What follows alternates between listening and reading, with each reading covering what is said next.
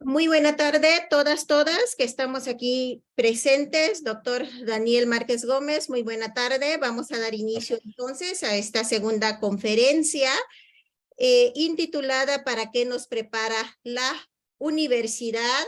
Esta conferencia, por supuesto, en el marco del coloquio de primavera Suayed, rumbo al mercado laboral, habilidades y competencias. Primero, permítanme, por favor, leer un breve resumen curricular del doctor Daniel Márquez Gómez. Él es licenciado, maestro y doctor en Derecho.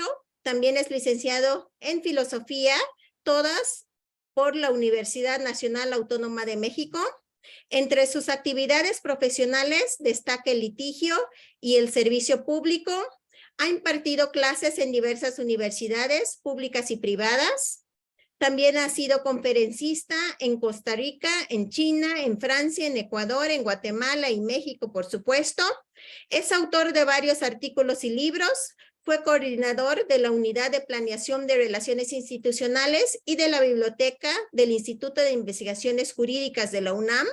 También se desempeñó como defensor adjunto en la Defensoría de los Derechos Universitarios y recientemente, hasta febrero de este año, se desempeñó como director general de estudios de legislación universitaria de la UNAM. Actualmente es investigador titular B del Instituto de Investigaciones Jurídicas de la UNAM y es miembro del Sistema Nacional de Investigadores del CONACYT Nivel 2. Le agradecemos mucho que haya aceptado la invitación de estar con nosotros el día de hoy, doctor Daniel Márquez Gómez, y le cedo el uso de la voz, por favor. Pues muchas gracias, doctora Pastora Melgar. Al contrario, debo ser yo quien agradezca la deferencia de la Facultad de Estudios Superiores Acatlán de convocarme a este coloquio de primavera del sistema de universidad abierta y educación a distancia rumbo al mercado laboral con la conferencia, la disertación que usted ya destacó. Buenas tardes a todas y a todos los asistentes. Reitero mi agradecimiento a esta Facultad de Estudios Superiores Acatlán por la consideración para participar frente a ustedes en esta temática que nos convoca a participar. Destaco que como espacio de reflexión e intercambio de experiencias, en donde a través del diálogo expresamos nuestra percepción de un tema o problema, pues evidentemente que el coloquio al que fui convocado tendrá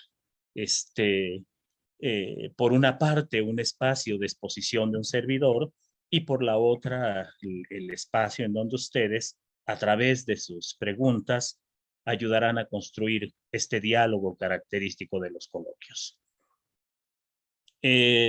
También sería interesante destacarles que en el caso del coloquio al que fui convocado, se abordará, por supuesto, la experiencia de los futuros licenciados en Derecho en torno a este conjunto de habilidades y competencias que nos otorga la universidad en el proceso de formación en el que nosotros participamos, en el momento y en el contexto en que decidimos que la carrera de licenciado en Derecho es a la que deseamos dedicar nuestra vida profesional. En el contexto de los participantes de este coloquio, tengo entendido que son estudiantes de la propia facultad, personas jóvenes que inician o están en proceso de concluir su formación académica como licenciados en Derecho. Y aquí me gustaría destacar, para efectos exclusivamente de iniciar una conversación productiva con ustedes, que aquí encontramos esta inclinación a un estado, a una profesión o a una carrera. Esto que se llama vocación y que influye en el ánimo de ustedes para continuar, para seguir por este camino de ser licenciados en Derecho. Atendiendo a la clase de convocatoria que se formuló, esto implica que a quienes actúan de la manera en la que se recomienda seguir en términos de una dirección, camino o senda hacia el mercado, ¿sí? Eh, Deberán en algún momento optar entre las opciones que se encuentran disponibles. Y desde ese punto de vista, quizás vale la pena que quienes decidieron hacer de la carrera de licenciado en Derecho parte de la actividad profesional futura a la que desean dedicarse, pues consideren que sustantivamente lo que se va a requerir o lo que se va a necesitar de ustedes es que en algún momento de las diversas opciones disponibles que tienen derecho, opten o decidan por alguna de ellas para poder hacerla su actividad permanente una vez que egresen de la facultad en la cual están profesando.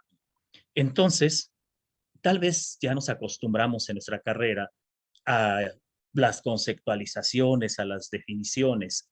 Nuestros profesores y profesoras todos los días nos están este, solicitando que aprendamos algunas ideas o que reproduzcamos algunas ideas. Estas ideas son los conceptos básicos de nuestra carrera y la expectativa que tienen ellos es que nosotros los aprendamos, que nos adueñemos de ellos.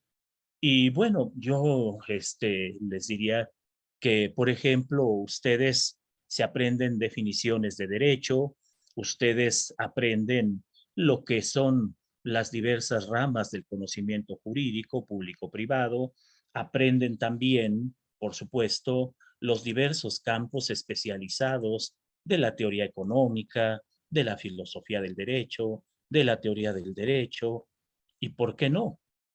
Aprenden derecho laboral, derecho mercantil, derecho civil, derecho penal. O sea, adquieren ustedes una serie de herramientas o habilidades a partir de las cuales pueden expresar este conjunto de conocimientos especializados a los que llamamos derecho.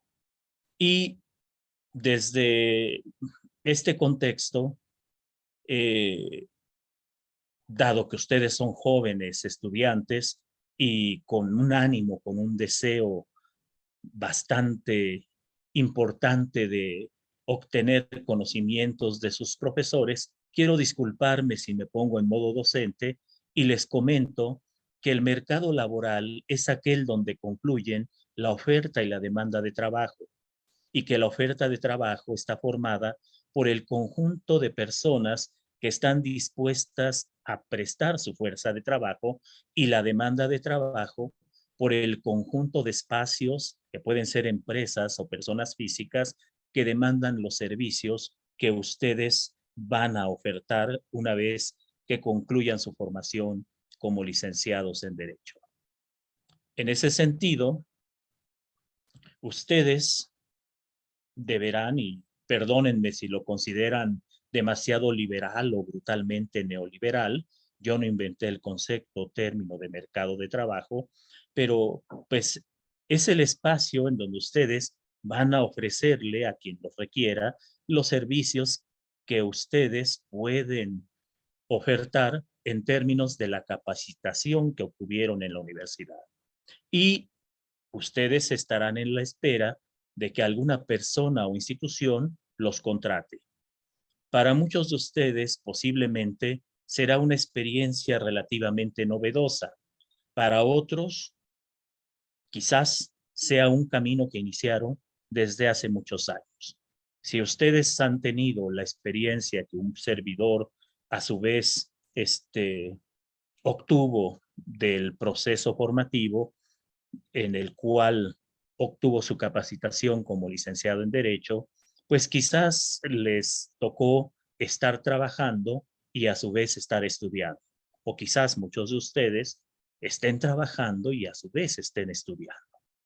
Eh, lo importante para efectos prácticos es que ustedes estén conscientes que los conocimientos, las habilidades, las destrezas, las competencias que van a obtener a lo largo de su formación como licenciados en Derecho, pues serán aquellas que ustedes podrán ofrecer en el momento en que ustedes acudan al mercado laboral.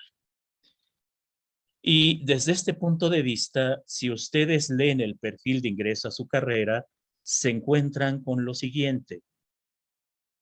El perfil que se espera de ustedes es que primero tengan una capacitación antecedente, o sea, que hayan cursado el nivel medio superior y en específico con materias de las áreas de las ciencias sociales, tales como sociología, derecho, historia y lingüística.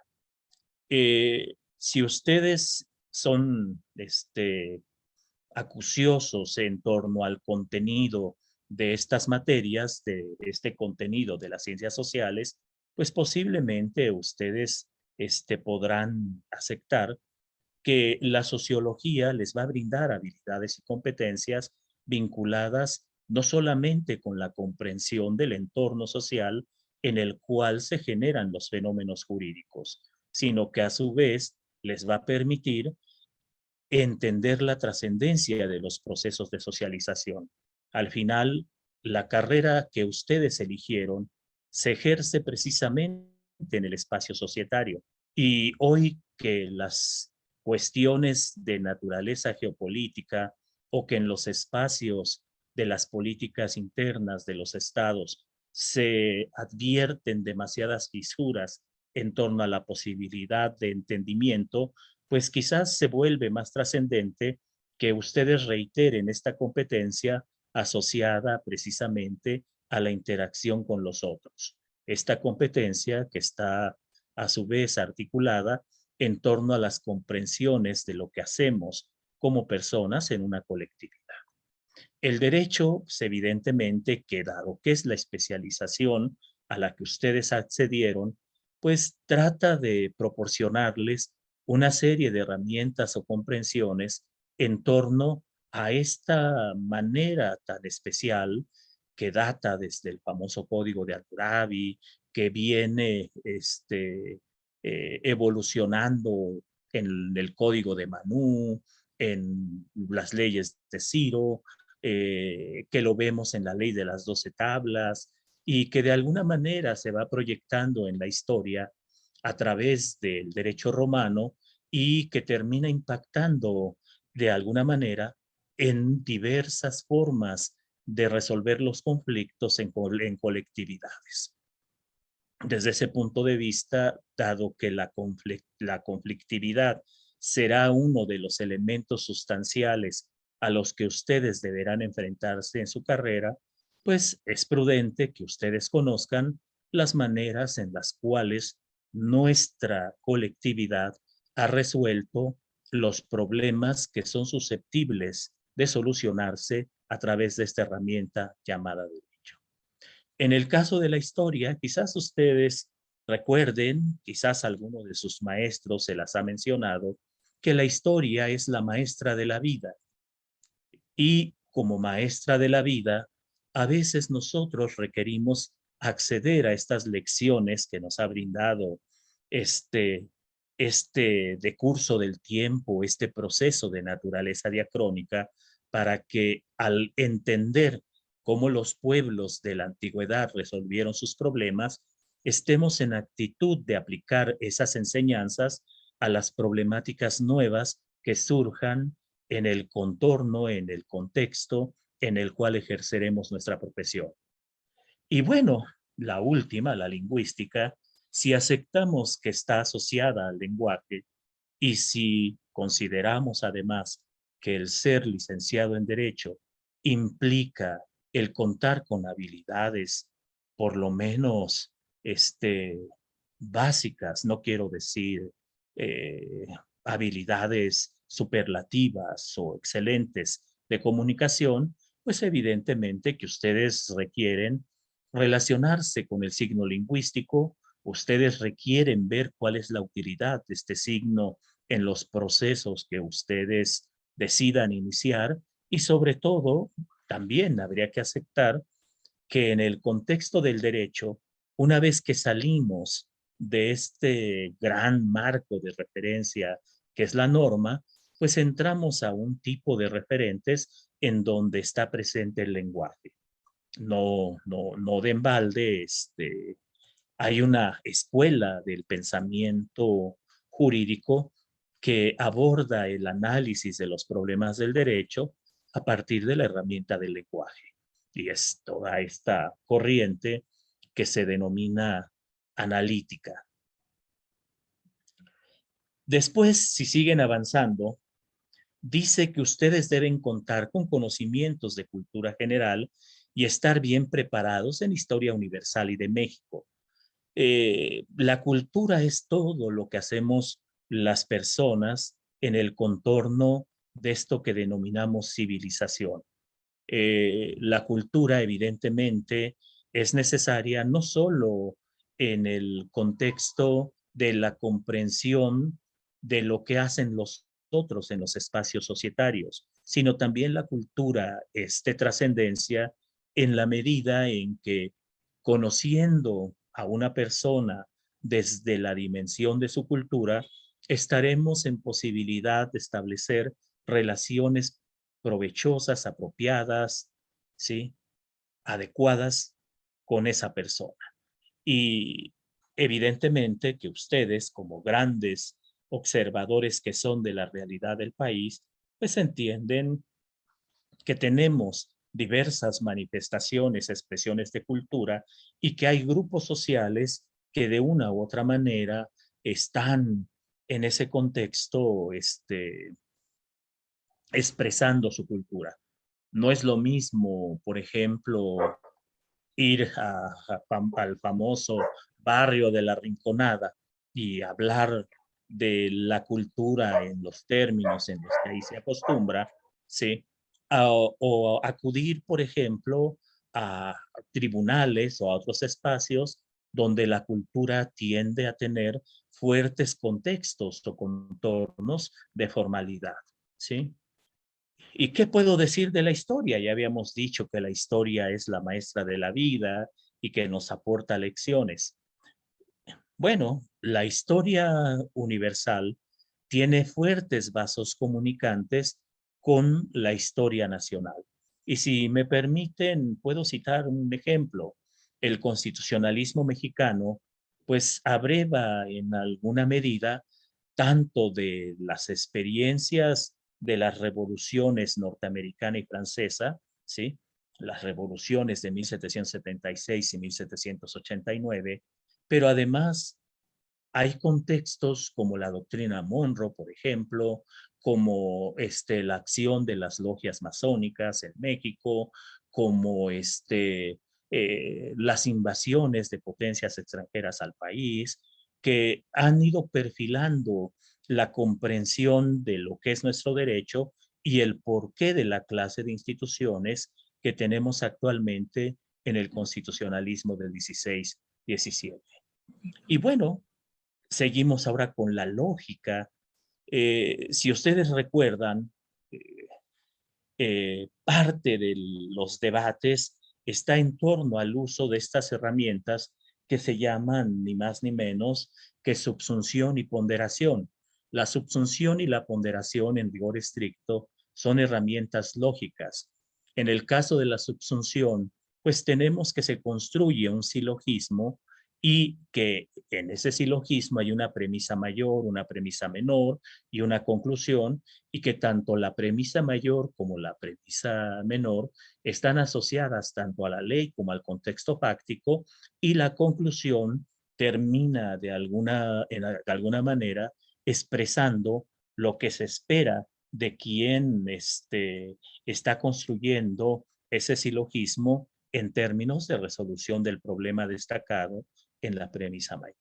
La ponderación es tomar dos elementos de igual rango y determinar cuál de estos elementos debe aplicarse en un caso concreto, y sobre todo este tema está vinculado a estas problemáticas que tienen que ver con derechos humanos.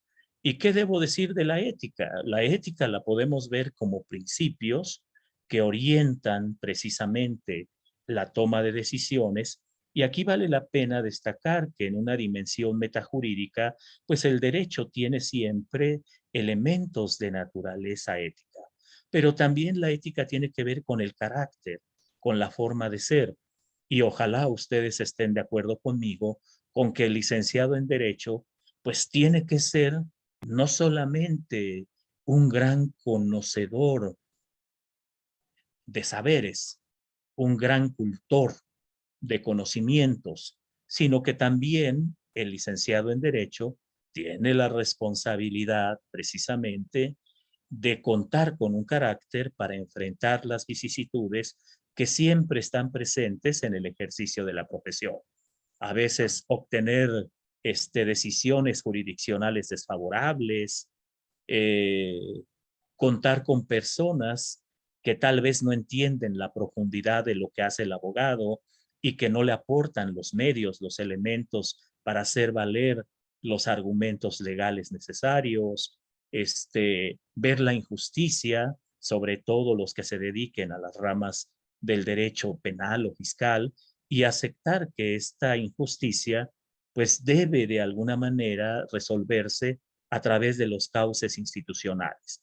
Y a veces esperar demasiado para que las instituciones se activen y que esas injusticias se solucionen.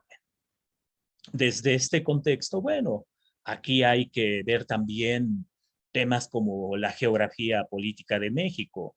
No debo yo mentirles si les digo que cuando leemos el artículo 25 del Código Civil Federal, y nos dice ahí que tienen personalidad jurídica la nación, las entidades federativas y los municipios, pues lo que nos está expresando básicamente es que hay una geografía política y que esta geografía política de alguna manera pues expresa los ámbitos de validez territorial de las normas. Algo que ustedes conocen, vi que algunos de ustedes están inscritos en materias como ética, tal vez metodología. La metodología, por ejemplo, es el análisis filosófico del método. Y cada vez que ustedes inician un proyecto de investigación en cualesquiera de las ramas del derecho que conozcan y en cualesquiera de los formatos que se les soliciten, pues tendrán que aplicar determinados métodos, determinadas técnicas y determinados conceptos. Además, tendrán que arropar esas técnicas, esos métodos y esos conceptos con algunas teorías en torno a lo que es el derecho. Y una vez que lo hagan ustedes con la profundidad de vida, pues construirán algo que se denominará metodología de la investigación. ¿Qué les digo? Además de esta necesidad de conocer o de adquirir un idioma extranjero. Hoy, por lo menos en el campo del derecho, de los derechos humanos, estamos vinculados de alguna manera con los precedentes que derivan de los tribunales supranacionales. Y bueno, ustedes conocen quizás las decisiones que derivan de la Corte Interamericana de Derechos Humanos, del Tribunal Europeo, ¿sí? Y en algunos casos, pues es necesario, ahora con el juicio del famoso Chapo, pues conocer un poco, o de Genaro García Luna, lo que se hace en los tribunales de nuestro país vecino, los Estados Unidos. Y entonces, hablar francés, hablar inglés, quizás conocer un poco de latín, se vuelve necesario hoy para quienes profesamos la carrera de licenciado en Derecho, ¿sí? Y todo esto se cierra además con algo que es muy trascendente. El licenciado en Derecho es una especie de ciudadano modelo, permítanme decirlo así, porque a través de esta vocación que tiene de las normas, muestra su compromiso con la institucionalidad. Y desde ese punto de vista, debe estar comprometido cívicamente con la sociedad a la cual sirve.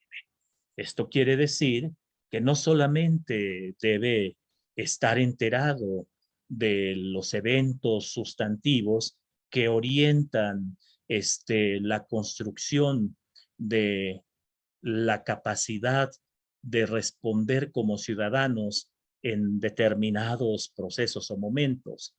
Me refiero a aquellas fechas que son significativas para nosotros en cuanto a que se relacionan con personas con las cuales nosotros nos identificamos. Hoy se habla de Juárez, se habla de Cárdenas, se habla de Francisco J. Mújica, se habla de Zapata, etcétera, etcétera, Francisco Villa. Y si bien es cierto, son personajes que tienen cargas humanas y que muestran en algún sentido ciertas falencias, ciertas debilidades en algunos momentos de su vida, también lo es que son personajes que contribuyen a través de su ejemplo a mostrarnos cuál es el camino que se debe seguir cuando se desea construir una patria.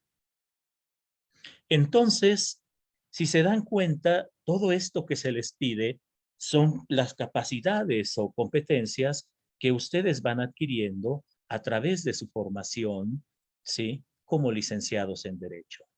También se les pide que sean honestos, que tengan vocación de servicio, que tengan sensibilidad para la solución de problemas sociales, que tengan actitud abierta a todo conocimiento vinculado a la aprehensión de aspectos culturales y humanísticos, ¿sí?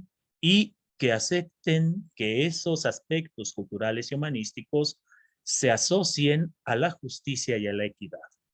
Cuando ustedes leen su artículo 17 constitucional, probablemente en su párrafo segundo les recorra una carga de electricidad su espina dorsal, porque tiene una declaración que para mí es preciosa. Toda persona tiene derecho a que se le administre justicia por tribunales que deberán impartirla en el tiempo y forma que prescriban las leyes. Y entonces, la transversalidad de todo el conocimiento que ustedes adquieren a través de su formación como licenciados en Derecho, pues se asocia precisamente a este ideal de justicia y equidad. Y sí, quizás ya estamos fuera del campo del derecho y ya nos encontramos en el campo de los fines del derecho que serían propios o característicos de una filosofía del derecho. Pero al final, esta dimensión metajurídica de sus estudios es tan importante como la dimensión jurídica. En ese contexto, ¿qué se propone la formación que ustedes adquieren en las aulas de la Facultad de Estudios Superiores Acatlán? Otorgar al estudiante los instrumentos jurídicos y éticos necesarios para que éste cumpla cabalmente la función de profesional del derecho en los ámbitos de la actividad de esta carrera. O sea, les tenemos que dar a ustedes el conocimiento, la comprensión de las leyes y además los elementos metajurídicos asociados a los fines del derecho para que ustedes, una vez que vayan a la sociedad y se promocionen como licenciados en derecho, hagan el mejor de los trabajos en ese campo del ejercicio profesional. Y bueno, si ustedes recuerdan, no estoy yo para decírselos, sus maestros ya se los habrán hecho notar, pues evidentemente que hay normas que están asociadas precisamente a esta dimensión del ejercicio profesional, como la ley reglamentaria del artículo 5º constitucional en materia de profesiones para la Ciudad de México o el propio artículo 5º constitucional y algunos precedentes que están vinculados a esta temática. Entonces, de ustedes se requiere que tengan como características y habilidades capacidad de razonamiento lógico, dominio del lenguaje, o sea, que sean capaces de expresar sus ideas de manera apropiada a través de las palabras o de la escritura, que sean capaces de leer, ¿sí? Que entiendan lo que leen, que se puedan relacionar con otras personas. El tema de la otredad es trascendentalísimo para quienes estamos profesando la licenciatura en Derecho. Y es muy importante porque nos tenemos que relacionar con diversas personas en nuestro ámbito profesional y también en nuestro ámbito personal. El abogado sufre un poco lo que sufre el médico. Cuando en una reunión de cualquier tipo alguna persona dice que es médico, no falta quien se le acerque y pues le pida una consulta sin ir al consultorio, ¿no? Y le empiece a contar las enfermedades que tiene y le pida consejo. En el caso del abogado es similar. Cuando en una reunión ustedes se identifican como abogados, no falta quien les cuente que hubo este problema en su casa, con su familia, con los vecinos, o que les falta, no sé, algún tipo de documento. Y bueno, a veces la cortesía nos obliga a intercambiar conocimientos con esas personas. Se les pide que tengan un pensamiento crítico respecto al funcionamiento de las instituciones sociales, que tengan capacidad para trabajar en equipo, sentimiento de solidaridad, vocación conciliadora, adecuada relación con las figuras de autoridad, ¿sí?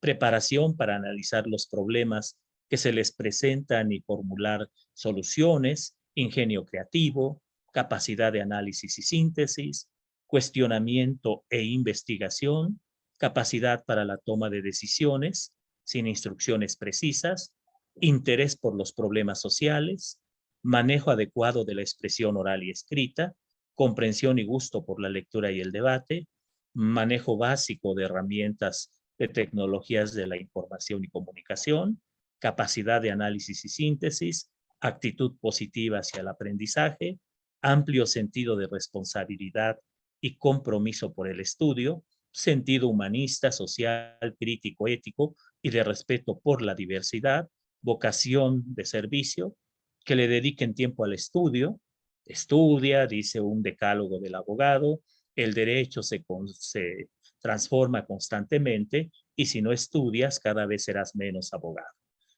Y también se les pide algo que es importantísimo, asistir a clases y actividades académicas. Y además, capacidad para leer textos en una lengua extranjera. En el ámbito laboral se destaca claramente que ustedes pueden desempeñarse en el litigio, la asesoría, la consultoría, la procuración y la impartición de justicia en los sectores público, privado y social. También ustedes pueden realizar investigación científica y docencia tanto en el ámbito público como privado.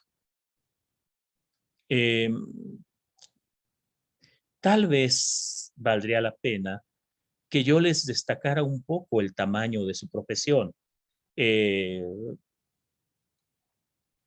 Creo que con lo que hemos nosotros destacado, sí hay un conjunto de elementos para que ustedes puedan formular sus preguntas y ya nada más les quito unos cuantos minutos para dar la oportunidad a que ustedes expresen sus inquietudes.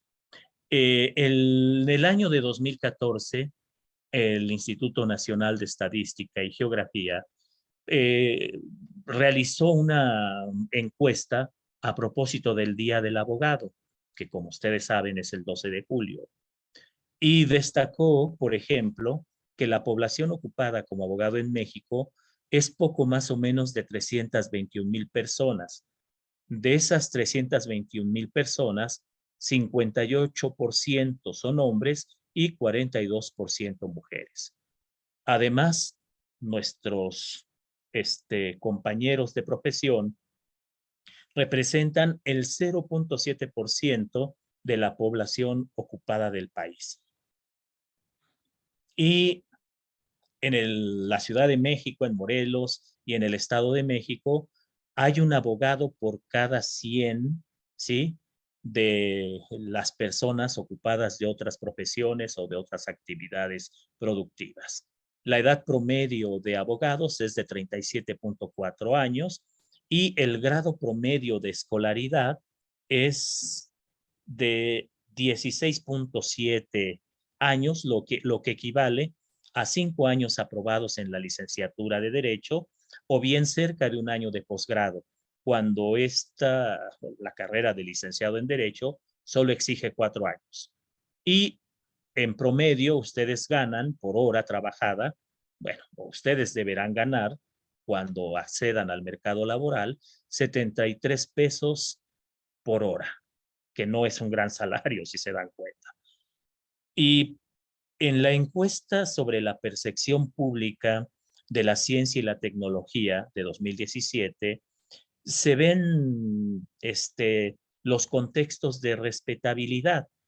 Esto es muy importante porque, pues, ustedes recuerden que a veces se hacen chistes muy malos de los abogados, ¿no? Bueno, en la escala del 1 al 10, un juez, por ejemplo, tiene una respetabilidad de 6 puntos. Un abogado, en cambio, tiene una responsabilidad de 6.3 puntos. En cambio, un médico, por ejemplo, tiene una respetabilidad de 8.4 puntos y un investigador de 8.7 puntos. Si se dan ustedes cuenta, si advierten ustedes el contorno de este tema, pues podrán advertir que en la dimensión social los abogados no somos bien vistos. Y eso quizás tiene que ver un poco con el hecho de que todas estas competencias, todos estos compromisos en torno a los cuales hemos disertado, pues desafortunadamente nosotros los abogados no los asumimos como ejes de orientación para nuestro ejercicio profesional. Y bueno, si les parece bien, para dar espacio a responder a sus inquietudes, eh, cierro aquí la disertación, no sin antes agradecerles que ustedes hayan estado atentos y que pues hayan sido receptivos a las ideas que debatimos. Muchas gracias. Muchísimas gracias, doctor Daniel Márquez. Aquí tenemos la mayoría, somos estudiantes de SUAYED, Sistema de Universidad Abierta y Educación a Distancia. Y en este sentido, pues la primera pregunta va en un mensaje especial para este conjunto de estudiantes de Derecho, pero estudiantes SUAYED en específico. ¿Qué nos diría? ¿Qué nos podría decir? Bueno, yo creo que les podría decir mucho. Lo primero, lo más importante, mi experiencia como estudiante se desenvolvió precisamente en el sistema de universidad abierta de la Facultad de Derecho. Mi experiencia como estudiante de la licenciatura en Derecho, perdón, de la licenciatura en Filosofía, también fue en el sistema de universidad abierta de la Facultad de Filosofía y Letras. ¿Qué les puedo decir? Creo que lo primero es que somos un segmento de la universidad con mayor compromiso institucional, porque la mayoría de nosotros somos personas que estamos por convicción en los espacios de aprendizaje a los que accedemos. Lo segundo que les puedo decir es, somos un segmento de la universidad que le aportamos madurez, que le aportamos seriedad, pero sobre todo le aportamos significativa institucionalidad. Muchos de los mensajes que hay en torno a las competencias y habilidades que se deben adquirir en la formación como licenciados en Derecho, pues en el caso de ustedes ya son virtudes o valores que traen incorporados de la manera en la cual ustedes previamente accedieron a cierto tipo de procesos que hoy les permiten ganarse la vida. Y desde ese punto de vista, lo que les puedo decir es que detrás de este tipo de determinaciones o delimitaciones que se plasman en los programas o planes de estudio, pues ustedes de verdad tienen muchísimo que aportar en la medida en que su proceso formativo es ejemplar, pero también, y esto es muy importante, necesitan ustedes reivindicar en el día a día este tipo de compromisos institucionales que le solicita la universidad.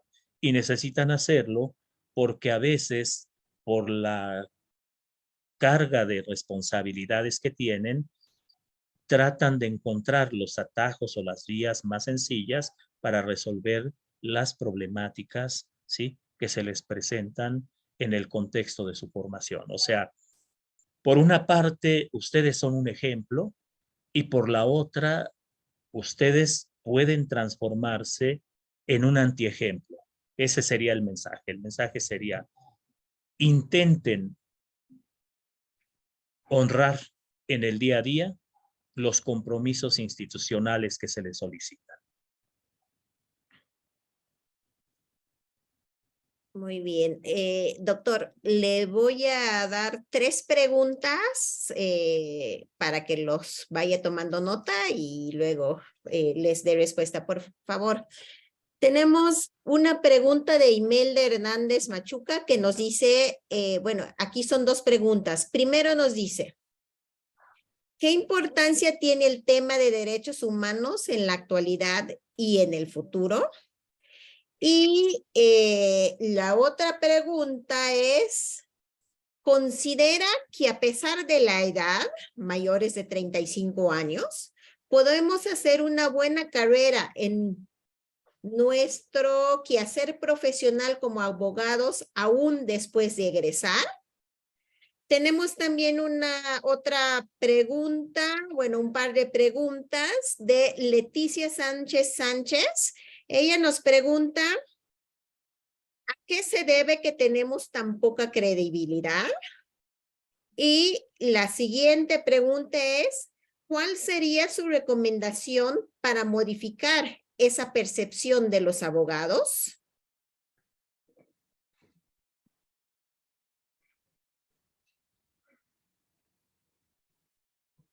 Y lo complemento con esta pregunta también que tiene que ver, está muy ligado, de Carmen Maldonado. Ella nos pregunta, ¿cuáles son las habilidades más importantes para ser un buen abogado?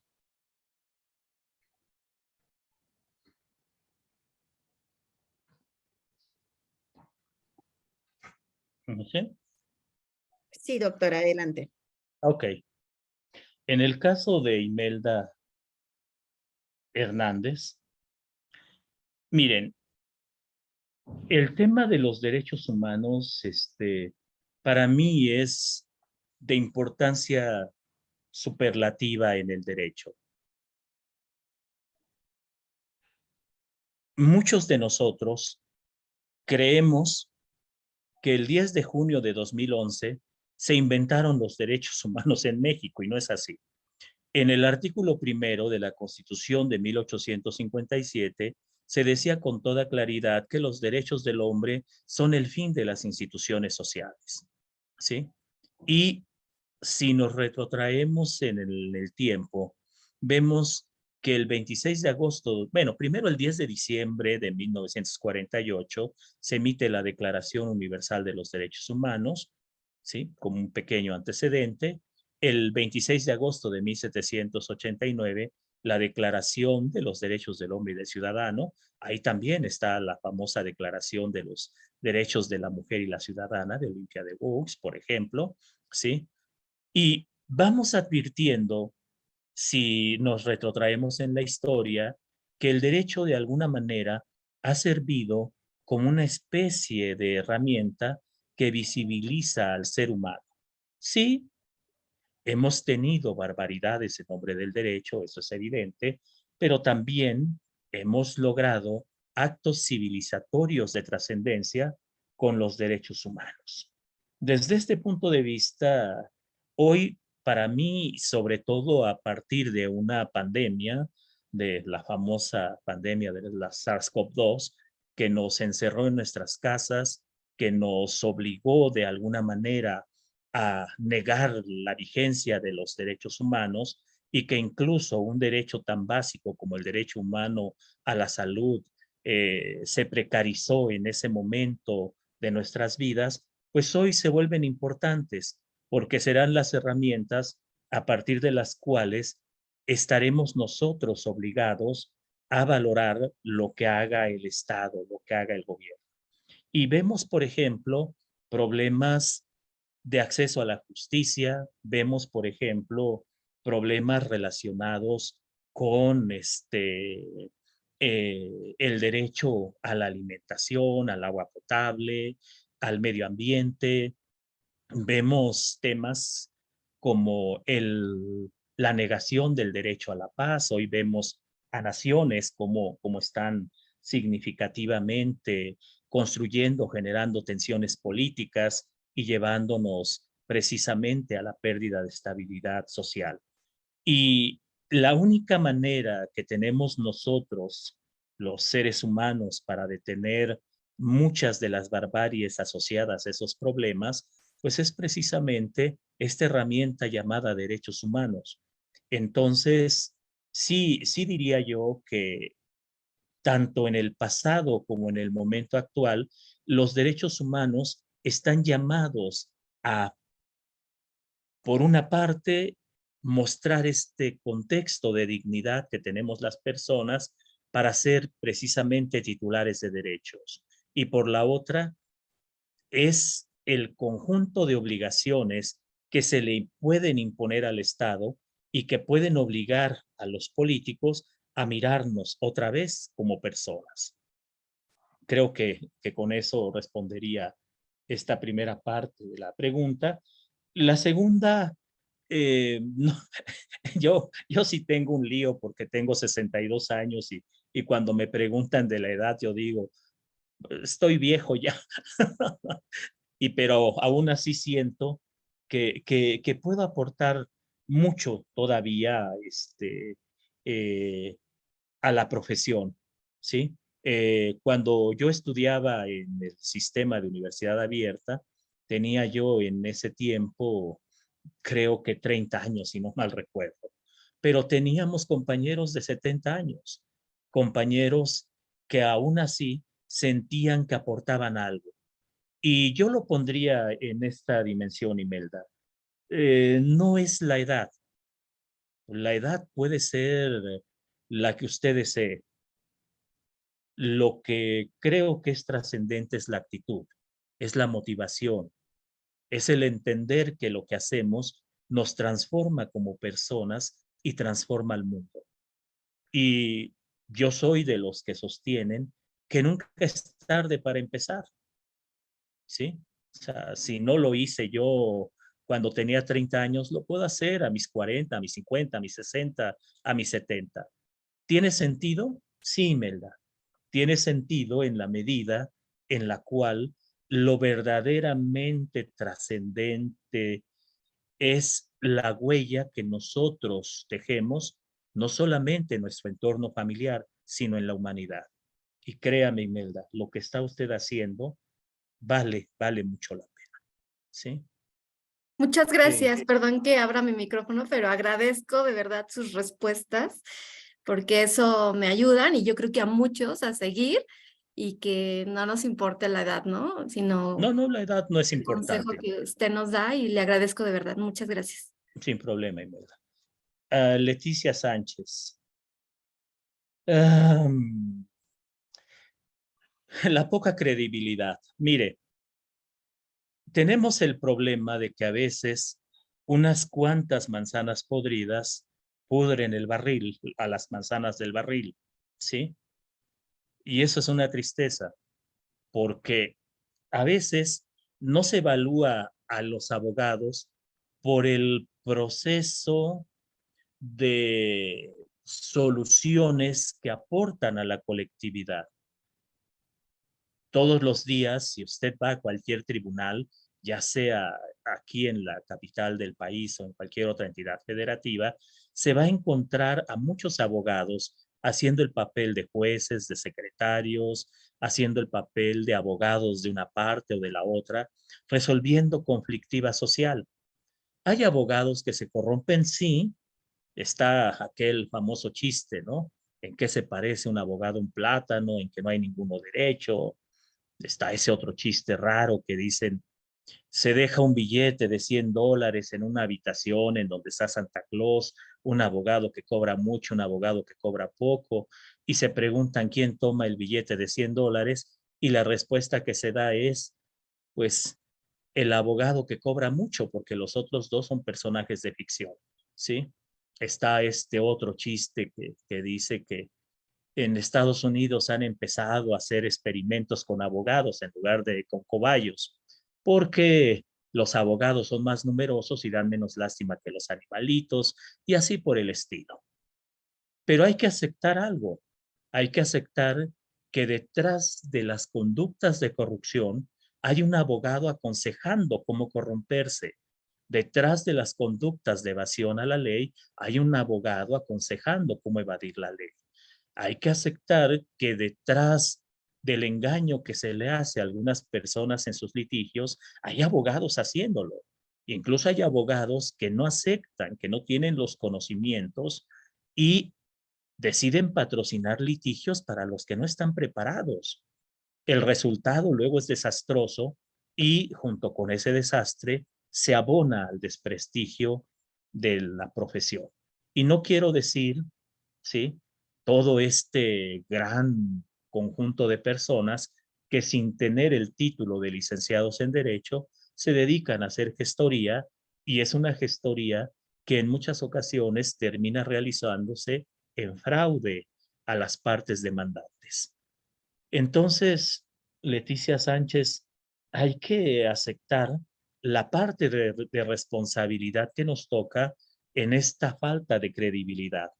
Hay otro contexto que hay que rechazar y que en ocasiones nosotros al enmudecer validamos.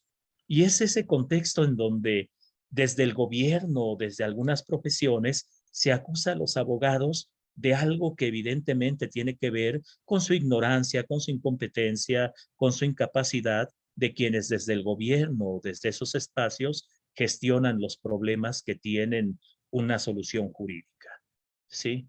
Si alguien propone un tema jurídico en un problema político, el problema ahí no es de los abogados, ahí el problema es de la persona que no entendió que los problemas políticos se resuelven en el ámbito de la política y no con el derecho. Y si no obtienen la sentencia, si no obtienen la resolución que esperan, eso no es culpa de los abogados. Y los abogados deberíamos estar rechazando esa clase de acusaciones sin fundamento y no lo hacemos. ¿Qué recomiendo para modificarlo, Leticia? Voy a ser muy personal y ojalá me entienda, porque me dirigiré exclusivamente a usted. Haga su trabajo, Leticia. No desmaye. Haga de los valores de su profesión, el decálogo que usted quiera, la base para su gestión, ¿sí?, profesional. Y ojalá accedamos a esta dimensión kantiana, Leticia. Obre de tal manera que el ejercicio profesional que usted realice sea ejemplar para cualquier otro abogado que vea a Leticia Sánchez. Y si Leticia Sánchez actúa con valores, pues a lo mejor Leticia Sánchez me contamina a mí, a Ulises, a Pastora, a Evangelina, a Imelda y a otros más. Y entonces, a lo mejor el ejemplo construye un círculo virtuoso, Leticia. Eso es lo que yo recomendaría. Hagamos cada uno de nosotros el trabajo que nos corresponde en términos de los valores que profesamos.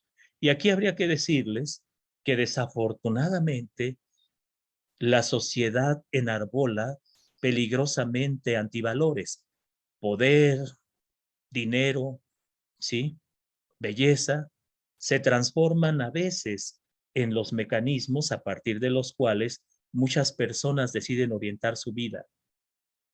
Ojalá el ejemplo que les demos les ayude a entender que ese no es el camino, que esa no es la vía. Pero ahí ya estamos en otro tipo de problema. Carmen Maldonado, habilidades para ser buen abogado. Carmen, cuando se atreve usted a hablar aquí frente a sus compañeros, creo que usted ya tiene las habilidades necesarias para ser buena abogada. ¿Qué se necesita para ser buen abogado? Hablar. Hablar de cualquier cosa, no. Hablar con razón. ¿Sí? Cuando usted pregunta qué se necesita, qué habilidades se requieren para ser un buen abogado, creo que nos hemos referido a muchas de ellas en esta conversación, pero pienso, si me lo autoriza Carmen Maldonado, sí, que habría que decir una que es trascendental, que es importantísima, y creo que sería la única. Como diría como diría así, Eduardo J. Couture en su famoso decálogo del abogado. Escuche, Carmen, ama a tu profesión de tal manera que cuando tu hijo o tu hija te pida consejos sobre su futuro, consideres un honor proponerle que se haga abogado. Creo que yo le diría a Carmen Maldonado que la habilidad más significativa que usted requiere para ser una buena abogada es amar a su profesión. Porque si usted la ama, no le va a hacer daño de ninguna manera. ¿Sí? Pues creo que es todo, doctora Melgar. Muchísimas gracias, doctor. Tenemos aquí algunas otras preguntas. Sin embargo, ya nos alcanzó la hora. Tenemos que dar por finalizado este evento y pues esperamos que tengamos aquí otra oportunidad de seguir platicando sobre estos temas con usted, doctor. Le agradecemos muchísimo el espacio que nos otorgó estar aquí y pues también un agradecimiento, por supuesto, a todos los oyentes que nos están acompañando el día de hoy. Les recordamos también que todavía siguen las actividades de este coloquio, todavía hay actividades para el día de hoy y para el día de mañana, que será el cierre. Muchísimas gracias todos. Ivonne, Valeria, muchísimas gracias por el apoyo. Damos por finalizado esta conferencia. Que estén Muchas todos gracias a bien. todos. Gracias, doctora, Gracias, doctor. gracias. Hasta luego a todos. Muchas gracias, buenas noches.